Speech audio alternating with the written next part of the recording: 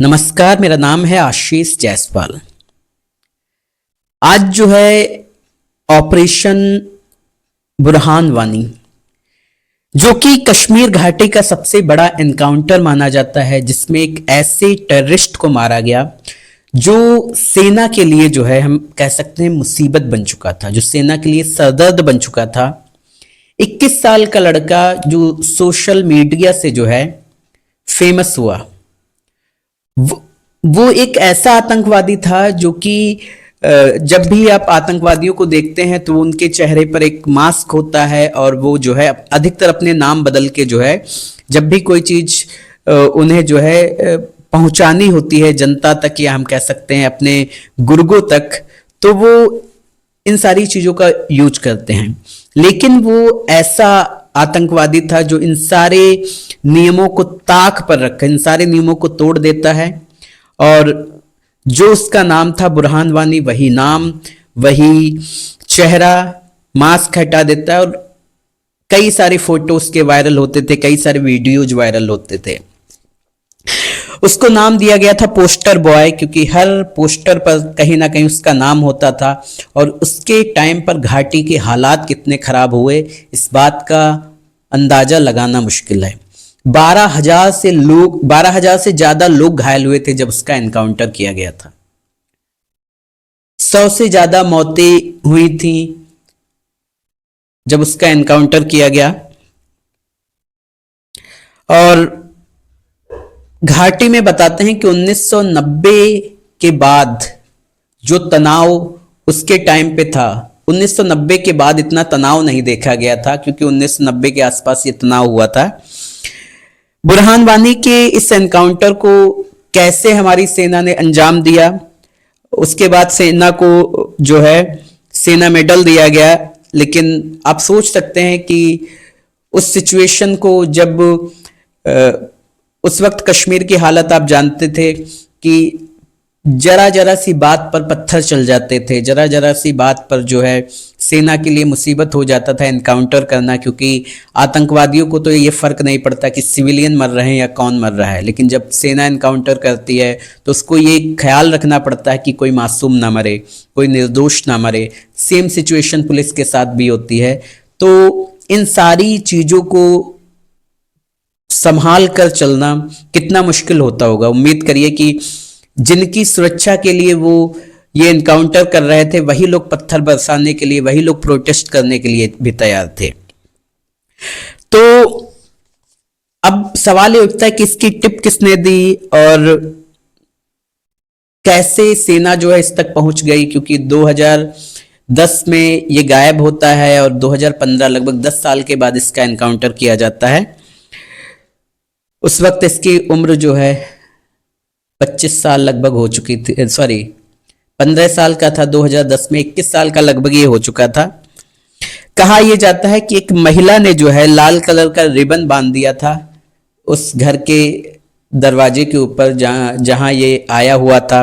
कुछ लोग बताते हैं कि इसकी एक गर्लफ्रेंड हुआ करती थी, और जब उसको ये पता लगता है कि ये कई लड़कियों से बात करता है, तो इसका बदला लेने के लिए वो जो इसकी गर्लफ्रेंड थी उसने सेना तक इसकी जानकारी पहुंचा दी। 1987 से ही अगर देखा जाए तो कश्मीर में जो है मिलिटेंट की शुरुआत हो चुकी थी, और साल 1990 जो है ये सबसे बड़ा साल माना जाता है, क्योंकि इस दौरान जो है कई सारे एनकाउंटर हुए। इस दौरान ये देखा गया 1987 के आसपास यासीर मलिक जो था वो पाकिस्तान जाता है, वहां से ट्रेनिंग लेता है और फिर जो है वो यहाँ पर आतंकवाद फैलाना शुरू कर देता है। 2002 से 2007 के बीच में ये भी देखा गया कि वहां पर शांति रही। उस दौरान हमारे जो दो प्रधानमंत्री हुए, अटल बिहारी वाजपेयी और मनमोहन सिंह, दोनों ने कोशिश की कि घाटी में शांति रहे। लेकिन तब तक ये देखा गया कि बहुत सारे जो मिलिटेंट ग्रुप थे, बहुत सारे मिलिटेंट के कैंप जो हैं वो घाटी में बन चुके थे, और जिससे इन सारी चीजों को इतनी जल्दी खत्म कर पाना थोड़ा मुश्किल हो रहा था। इस दौरान 2010 में एक एनकाउंटर होता है, और उस एनकाउंटर को नाम दिया गया था माचेल एनकाउंटर। ये माचेल एनकाउंटर जब होता है तो 2010 वो समय था जब काफी तनाव वहां पर रहा, लगभग 5 महीने तक ये तनाव रहा। 120 से ज्यादा लोग मारे गए। और इसमें था ये कि सेना ने 3 टेररिस्ट का एनकाउंटर किया था, और सेना ने कहा कि ये पाकिस्तानी थे, क्योंकि कहीं ना कहीं वो लोग ट्रेनिंग लेके तो आए ही थे, लेकिन वहाँ के जो सिविलियंस थे उन लोगों ने ये कहा कि हम मेरे साथ अन्याय हुआ, और जिन लोगों को मारा गया है वो सिविलियन थे। तो इस बात पर जो है काफी तनाव हो जाता है, और फिर वही पत्थर चलना और बाकी सारी चीजें होती हैं। फिर वहां पर भी लगभग 5 महीने तक तनाव रहता है। इसी दौरान पुलवामा के त्राल में एक मिडिल क्लास फैमिली रहती थी। उनका नाम था मुजफ्फर अहमद वानी। मुजफ्फर अहमद वानी जो थे ये मैथ्स के टीचर थे, और गवर्नमेंट गर्ल्स कॉलेज में जो है ये लड़कियों को मैथ पढ़ाते थे। इनकी वाइफ का नाम महमुना मुजफ्फर था, वो भी पोस्ट ग्रेजुएट थी। तो आप देख सकते हैं कि फैमिली पढ़ी लिखी थी। 2 बच्चे थे, खालिद वानी और बुरहान वानी। खालिद वानी जो बड़ा बेटा था उसने भी एमकॉम कर रखा था, और बुरहान वानी जो था वो भी अच्छा स्टूडेंट था। उस वक्त बताते हैं कि क्लास 8 में था, और इसने लगभग 90% स्कोर किए थे। तो ओवरऑल देखा जाए तो पढ़ी लिखी फैमिली थी। लेकिन इस दौरान ये देखा गया कि उनके पास में जो है एक महिला की मृत्यु हो जाती है। तो जब एक पड़ोस में एक महिला की मृत्यु हो जाती है, तो इस्लामिक कल्चर के हिसाब से घर में जब किसी की मृत्यु हो जाती है तो खाना जो होता है या खाने की जो भी चीजें होती है वो किसी पास के घर से आती हैं। तो इस दौरान जो है, जो खालिद वानी के पिताजी थे मुजफ्फर अहमद वानी, ये अपने बेटे खालिद वानी से कहते हैं कि तुम मार्केट जाओ और वहां से जो है जो भी जरूरी सामान है वो लाकर इनको दे दो, और उधर से जो है बुरहान वानी को ले आना। बुरहान वानी जो है ये बताते हैं कि अपनी नानी के यहाँ गया था, दलसरा में। दलसरा वहीं पे एक इलाका पड़ता है, तो वहां गया हुआ था। तो खालिद वानी जो है वो जाता है, मार्केट से सामान लेता है, फिर वहीं अपनी नानी के यहाँ से बुरहान वानी को लेता है, और बाइक से ये दोनों आ रहे थे। इस दौरान बताया यह जाता है कि सीआरपीएफ के जवान जो होते हैं और सीआरपीएफ के लोग जो है इनको रास्ते में रोकते हैं। अब यहाँ पे ट्विस्ट ये आता है कि फैमिली जो थी वो ये कह रही थी कि सीआरपीएफ के जवानों ने ये कहा कि हमारा कुछ सामान जो है वो मार्केट से ला दो, क्योंकि उस वक्त तनाव जो था वो सेना के खिलाफ ही था, क्योंकि सेना ने 3 एनकाउंटर जो किए थे। तो सेना जो है मार्केट तक, सेना के लोग हम कह सकते हैं मार्केट तक नहीं जाते थे। तो इन दोनों को भेजा गया कि तुम जो है थोड़ा सामान ला दो। ये दोनों सामान लाकर दे देते हैं। इसके बाद क्या होता है क्या नहीं होता है ये बताया जाता है फैमिली के द्वारा कि सेना ने इनके साथ मारपीट शुरू कर दी। इसके बाद जो बुरहान वानी है वो गाड़ी से कूदकर घर की तरफ भागता है, घर पहुंच जाता है, और खालिद वानी जो है वो घर पहुंच जाता है, और बुरहान वानी फिर से वहां थोड़ी देर बाद जब वो छूटता है तो वो जो है अपनी नानी के यहाँ पहुंच जाता है। लेकिन इसके बाद सेना का कहना यह था कि जब ये 3 एनकाउंटर किए गए थे तो उसी दौरान देखा गया कि खालिद वानी जो है ये कुछ मिलिटेंट का रिक्रूटमेंट कर रहा था। इसके बारे में ये इंफॉर्मेशन थी, इसलिए इसको अरेस्ट किया गया था। तो ये सारी चीजें जो हैं सामने आती हैं। जब खालिद वानी घर पहुंचता है तो ये देखा जाता है कि उसके कपड़े फटे हुए थे और शरीर पर जो है कुछ घाव भी थे। उससे पूछा जाता है कि बुरहान वानी कहाँ है, तो वो बताता है सारी चीजें। उसके बाद नानी के यहाँ फोन किया जाता है तो वहां पता चलता है कि वो अपनी नानी के यहाँ पर है। तो ये सारी चीजें जब पता चलती है कि वो वहां पर है तो फैमिली थोड़ा शांत होती है और फिर उसको वहां से लाया जाता है। लेकिन ये जो चीज हुई थी ये कहीं ना कहीं बुरहान वानी के दिमाग में घर कर गई। और वो बताते हैं कि जब भी वो खाना खाता था तो ये कहता था कि अगर मेरे हाथों में बंदूक होती तो वहां पे मैं गोली मार देता। खैर ये सारी चीजें जब होती हैं तो पिता जो हैं उसको उसकी बातों को डाइवर्ट करके कुछ ना कुछ समझाने की कोशिश करते हैं। अब 16 अक्टूबर 2010 की बात है। ये अब घर पर आता है, अपनी माँ से कहता है कि खाना चाहिए, लंच उसको दिया जाता है। ये लंच करता है। उसके बाद ये लंच खत्म करने के बाद अपने कमरे में जाता है, एक बैग में कुछ कपड़े पैक करता है और कहता है कि इनको जो है सिलाने, मतलब अल्टर कराने जो है मार्केट जाना है। तो वो वहां जाता है, लेकिन वो मार्केट नहीं जाता। उसका एक दूर का रिलेटिव था जिसका नाम था आदिल मीर। जब 16 अक्टूबर 2010 को जब ये घर से निकलता उस वक्त इसकी उम्र 15 साल थी और आदिल मीर की उम्र जो है 20 साल थी। मतलब 5 साल आदिल मीर इससे बड़ा था। बताते हैं बुरहान वानी उसके साथ जाता है और उसके बाद जो है ये कभी घर वापस नहीं लौटता है। दरअसल बुरहान वानी जो और आदिल मीर जो था ये हिजबुल्लाह मुजाहिदीन जो कि एक आतंकवादी संगठन है उसको ये दोनों ज्वाइन कर चुके थे। अब इसके बाद होता क्या है कि जब ये सारी चीजें होती हैं, एक दिन इसका भाई जो था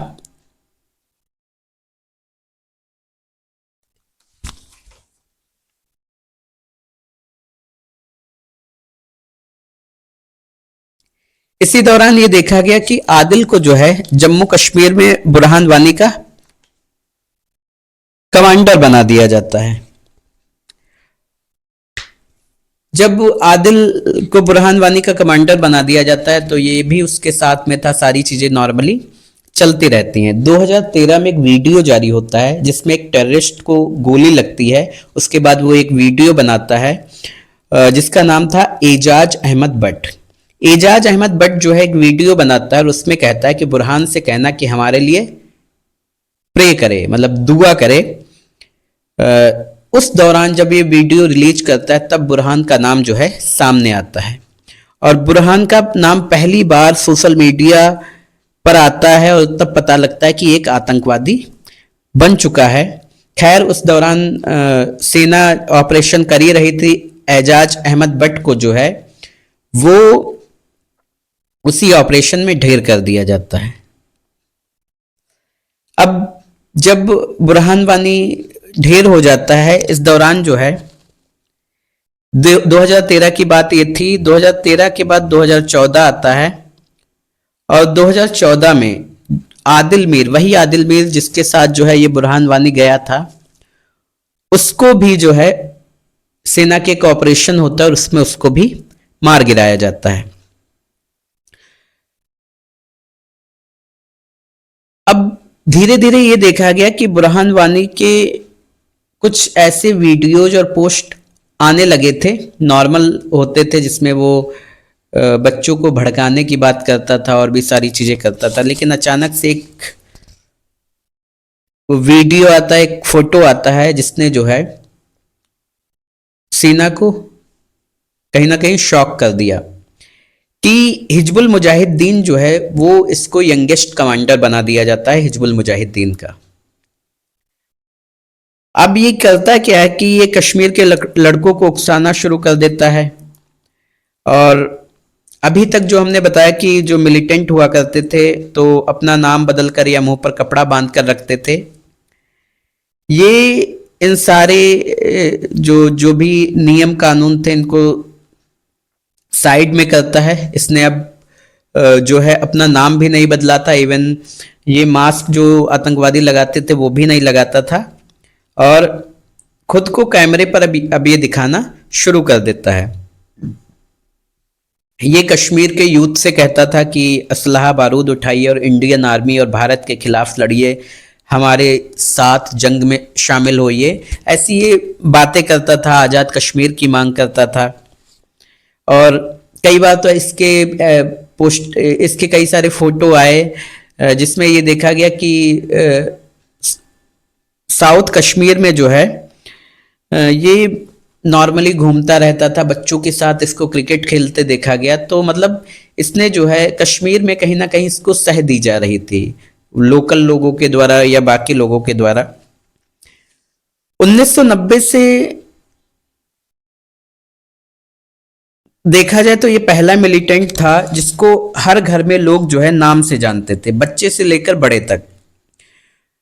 अब उसके बारे में जो है त्राल में बातें होने लगी और बुरहान वानी जो था वो एक ही बात करता था, आज़ाद कश्मीर की मांग कर रहा था।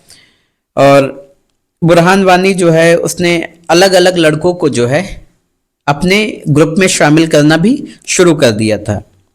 इसके बाद एक फोटो सामने आती है जिसमें जो है इसने सेना के कपड़े पहन रखे थे और जो AK-47 लहरा रहा था।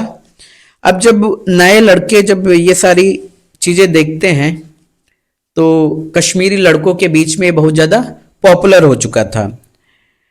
इवन ये कहा जाता है कि जो कश्मीर के लोग थे उन्होंने इसको जो है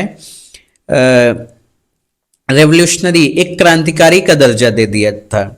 तो अब इस हिसाब से देखा जाए तो सिक्योरिटी फोर्सेस के सामने कहीं ना कहीं मुसीबतें बढ़ रही थी। और अब इसी दौरान साल आता है 2015। सिक्योरिटी फोर्सेस के द्वारा जो है इस पर 10 लाख रुपए का इनाम रखा जाता है और ये कहा जाता है कि जो भी इसके बारे में जानकारी देगा उसको ये 10 लाख रुपए दिए जाएंगे।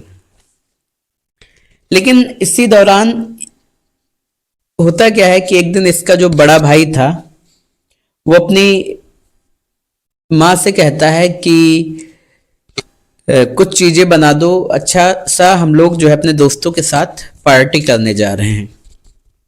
तो ये सारी चीजें जब बनाई जाती हैं तो बाद में ये उन खाने पीने वाली चीजों को लेकर कमला फॉरेस्ट, जो कि बच्चू बेल्ट के अंदर आता था, उस जगह पर पहुंचता है। और असल में ये उस जगह इसलिए गया था क्योंकि ये अपने छोटे भाई बुरहान वानी से मिलने गया था। तो कहीं ना कहीं सच तो ये था कि उसको सपोर्ट ही कर रहा था, मिलने गया था और इसके साथ इसके कुछ दोस्त थे। शाम तक ये देखा गया कि सिक्योरिटी फोर्सेस के पास कोई इंफॉर्मेशन नहीं थी। अचानक से सेना को इस बारे में पता चलता है, वहां पे एम्बुश को डिप्लॉय किया जाता है और बुरहान वानी और सेना की तरफ से दोनों तरफ से फायरिंग होती है। इस दौरान बुरहान वानी तो निकल जाता है, उसके लोग भी निकल जाते हैं, लेकिन जो खालिद वानी होता है वो पकड़ा जाता है, उसके कुछ दोस्त पकड़े जाते हैं। इस दौरान ये देखा गया कि जब दोनों तरफ से गोलियां चली थी तो खालिद वानी को गोली लग गई थी जिसमें उसकी मौत हो जाती है। अब जैसे ही खालिद वानी की मौत की सूचना जो है त्राल इलाके में पहुंचती है, एक खबर पहुंचती है, वहां पर उसके जो चाहने वाले थे, क्योंकि अभी अब तक जो है बुरहान वानी जो था वो फेमस हो चुका था, तो खालिद वानी के जो चाहने वाले लोग थे वो प्रोटेस्ट करना शुरू कर देते हैं, पत्थर वत्थर चलाना शुरू कर देते हैं। वही उनका उस वक्त आप देखते हैं कश्मीर की हालत बहुत ख़राब होती थी, पत्थर छोटी छोटी बातों पे पत्थर चलाना शुरू कर देते थे। इसके बाद सेना को ये तो क्लियर हो गया था कि अब कुछ उल्टा सीधा होने वाला है। शोपियान, पुलवामा, अनंतनाग, कुलग्राम, इन सारी जगहों पर हैवी फोर्सेस डिप्लॉय किया जाता है। इसी दौरान ये देखा गया कि एक सब्जार अहमद भट्ट, एक लड़का था जो कि इन दोनों का मित्र था, खालिद वानी और बुरहान वानी दोनों का मित्र था। और जब ये एनकाउंटर चल रहा था तो वहीं पर जो है ये अपने पिता के साथ किसी बागान में बाग में सेब के बाग में या किसी जगह पे काम कर रहा था।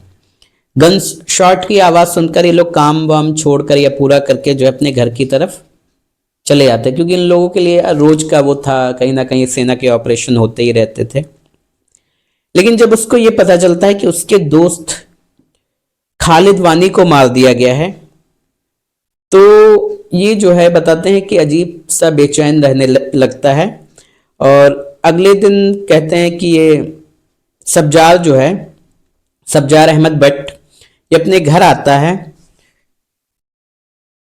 माँ से जो है खाना मांगता है, खाना खाता है और इसके बाद जो है सेब के बगीचे में काम करने के लिए निकल जाता है। काम करने के बाद जो है ये घर वापस आता है और घर वापस आने के बाद जो है ये अपनी बहन से कहता है कि कुछ ज़रूरी चीज़ें पैक कर दो और उसे किसी रिलेटिव के घर जाना है।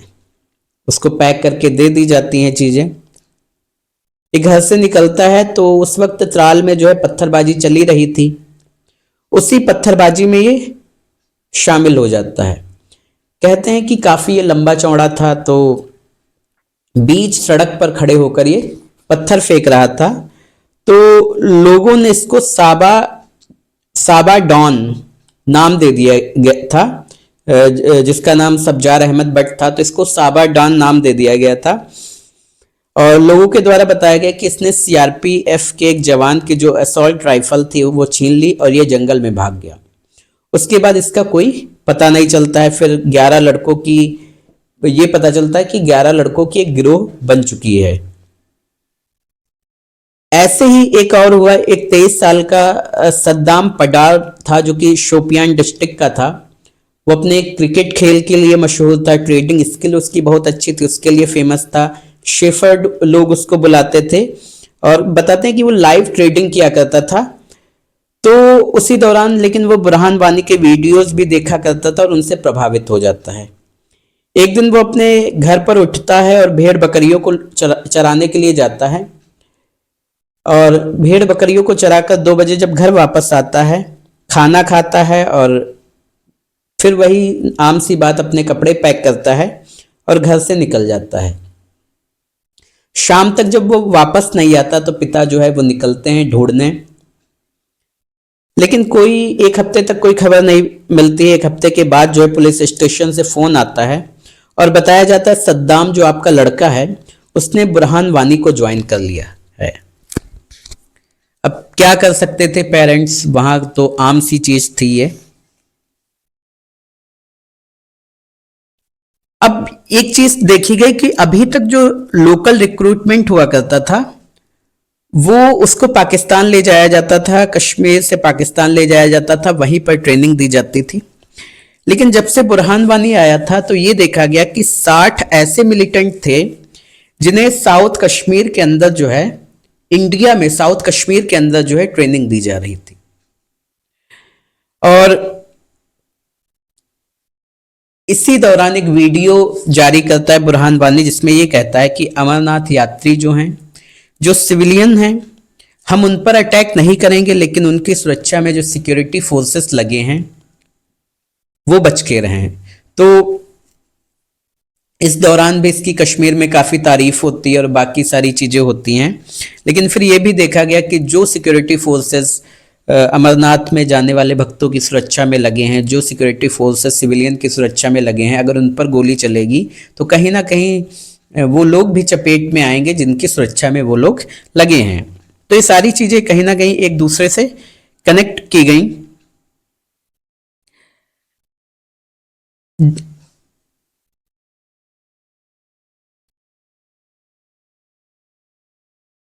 इसके बाद जो है एक, जब इसके भाई की मौत हो गई थी उसके 1 महीने बाद एक ये फोटो डालता है जिसमें 11 लोग थे। जब ये फोटो पुलिस देखती है, अभी तक तो केवल इंफॉर्मेशन थी, तो वो हरकत में आ जाती है, सिक्योरिटी जो है अलर्ट पे हो जाती है। इन 11 लड़कों में एक लड़का था सरताज अहमद शेख। सरताज अहमद शेख के बारे में जो है सिक्योरिटी फोर्सेस के पास पहले से ही जानकारी थी और सरताज अहमद शेख जो है एक बड़ा लिंक बन सकता था सिक्योरिटी फोर्सेस के लिए, क्योंकि उसको हिजबुल्लाह मुजाहिदीन के लोग जो कि पाकिस्तान में रहते थे उनके बारे में भी जानकारी थी और जो हिंदुस्तान में कश्मीर में रहते थे उनके बारे में भी जानकारी थी। तो सरताज अहमद के पास ये जानकारी कैसे थी, तो बताते हैं कि 2000 में उसने एलओसी क्रॉस करके हिजबुल मुजाहिदीन को ज्वाइन किया था और 9 साल करीबन जो है मुजफ्फराबाद पाकिस्तान में वो रहा था, वहीं पे उसने ट्रेनिंग ली। लेकिन पता नहीं फिर वो वापस क्यों आया और कश्मीर में आकर जो अनंतनाग में चीनी चौक है वहां पर एक कपड़े की दुकान में सेल्समैन का काम करने लगता है। लेकिन इस दौरान उसको जो है पैसे की कमी महसूस होती है और परिवार ठीक से नहीं चल पा रहा था पैसे की वजह से। तो सिक्योरिटी फोर्सेस जो है इसको अपने अंडर में लेती हैं और फिर इससे कहते हैं कि तुम मेरे लिए काम करोगे और बुरहान वानी के ग्रुप में जो है तुम शामिल होगे, वहाँ से जो इंटेल मिलता है, वहाँ से जो इन्फॉर्मेशन मिलती है वो हम तक पहुँचाओगे। तो थोड़े दिन तो ये काम करता है मतलब सिक्योरिटी फोर्सेस के लिए और धीरे धीरे ये उसी वहीं पे जो है बुरहान वानी के ग्रुप में एक अच्छी पोस्ट पे पहुँच जाता है। अचानक से ये देखा गया कि एक जगह पर ये काम कर रहा था और काम करते करते जो है ये गायब हो जाता है। फिर एसओजी से, सीआरपीएफ से, राष्ट्रीय राइफल से सबसे जो है अपने कांटेक्ट खत्म कर देता है। अब सेना को लग गया था कि ये साफ तौर पर जो है बुरहान वानी के लिए काम करने लगा है। अब जो सरताज सॉरी अब जब ये गायब हो जाता है, सरताज शेख अब तो गायब हो चुका था। अब एसओजी और जो सिक्योरिटी फोर्सेस थी उनके लिए सबसे प्रायोरिटी ये थी इसको पकड़ना, क्योंकि इसके पास जब ये सेना के साथ रहा तो कहीं ना कहीं थोड़ी बहुत तो इंटेल सेना का भी इसके पास था। इसके बाद इसके एक चाचा थे, उनके यहाँ पर जो है एसओजी ने कई सारी रेड डाली लेकिन कुछ भी नहीं पता चला। फिर एक तारिक पंडित होता है, वो पकड़ा जाता है। तारिक पंडित जो था ये कक्षा 10 तक ही पढ़ा था और इस दौरान ये देखा गया था कि सेंट्रल गवर्नमेंट की एक स्किल ट्रेनिंग प्रोग्राम हुआ आया था, तो उसमें ये ट्रेनिंग लेता है और वो ट्रेनिंग लेने के बाद जो है ये कहीं बाहर कॉफी की एक शॉप में काम करने लगता है। लेकिन उसी दौरान कोई डिजास्टर, शायद एक बड़ी डिजास्टर आई थी, तो जिसकी वजह से ये कश्मीर वापस आ जाता है। अब कश्मीर में इतनी बड़ी कोई कॉफी शॉप थी नहीं, तो वहां पर ये काम नहीं करता है, तो ये एक ट्रक ड्राइवर बन जाता है। लेकिन 2015 में जब बुरहान वानी के द्वारा इसको बुलाया जाता है तो ये वो ग्रुप ज्वाइन कर लेता है। फिर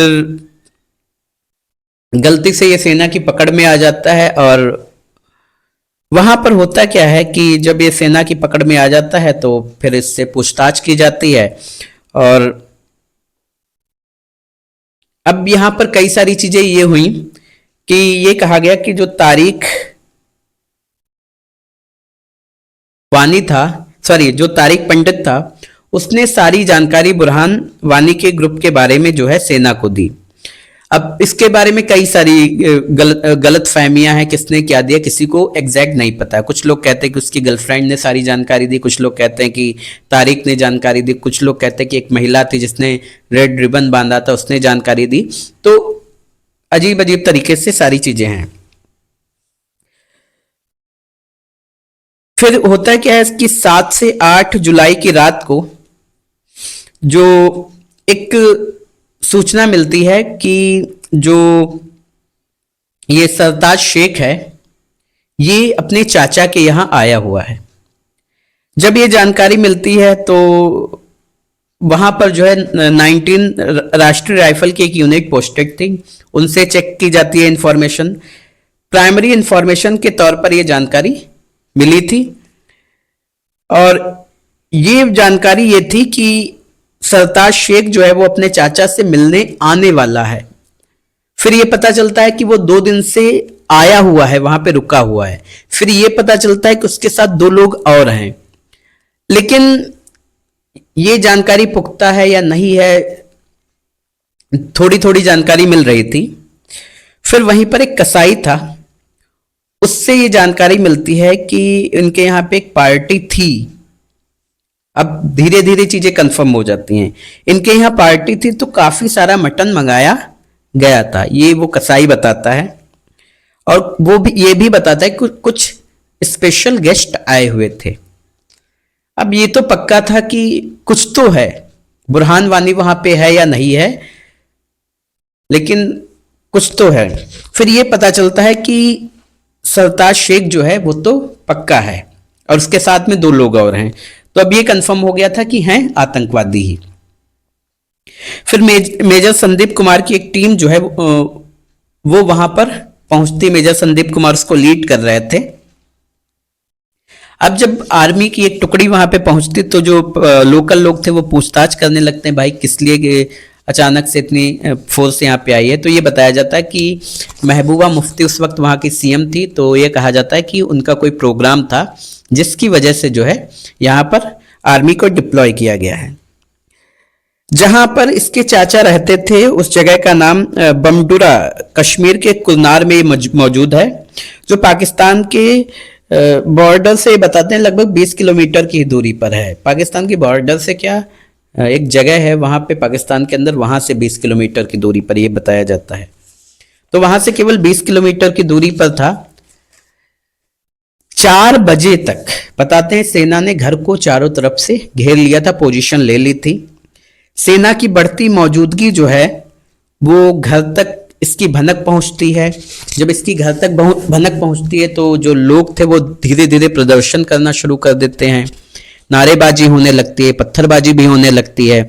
अब अभी तक केवल भनक थी, लेकिन अब धीरे धीरे घर के अंदर जो है वो भी चहल पहल तेज हो जाती है।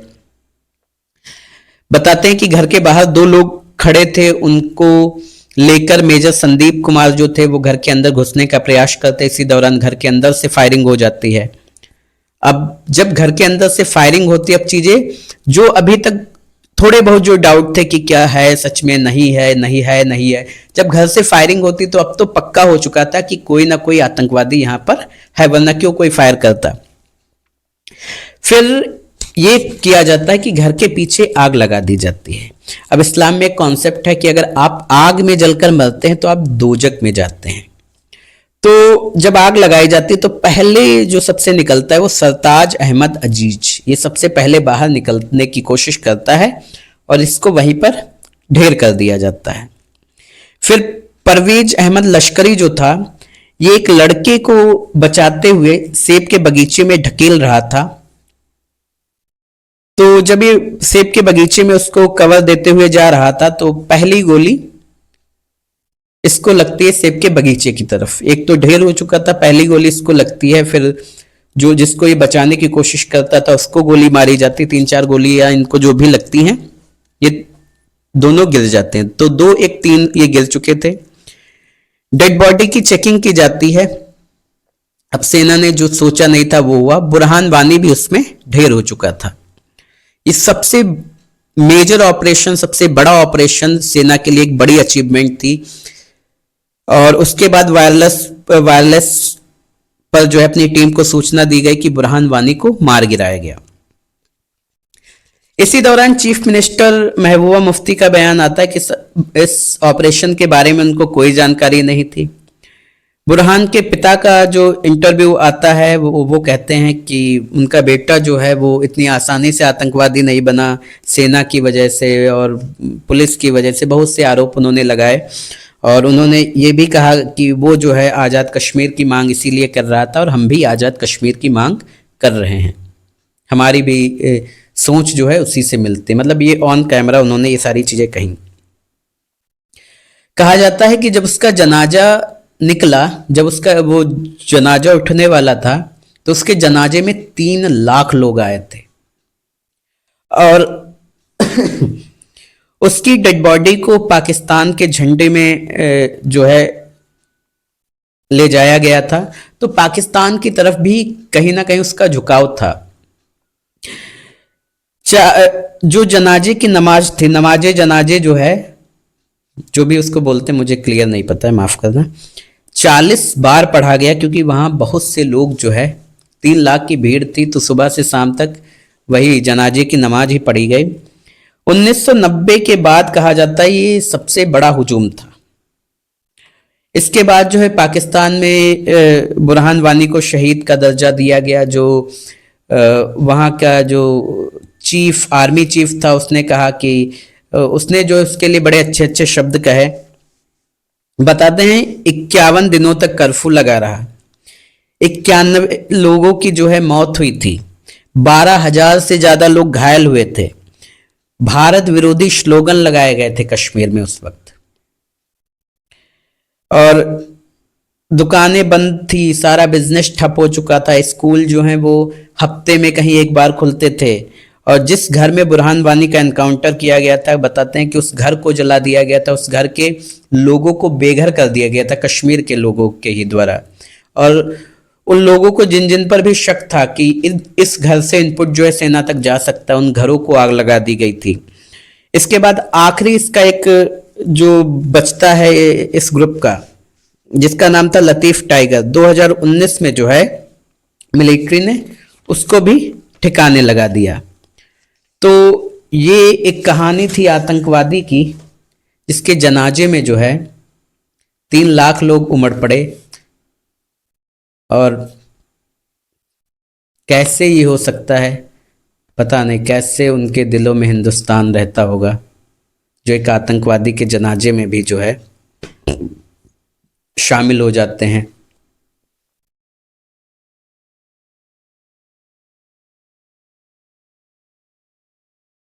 होना तो ये चाहिए था कि आतंकवादी था तो मिट्टी ही ना लेते। जाओ।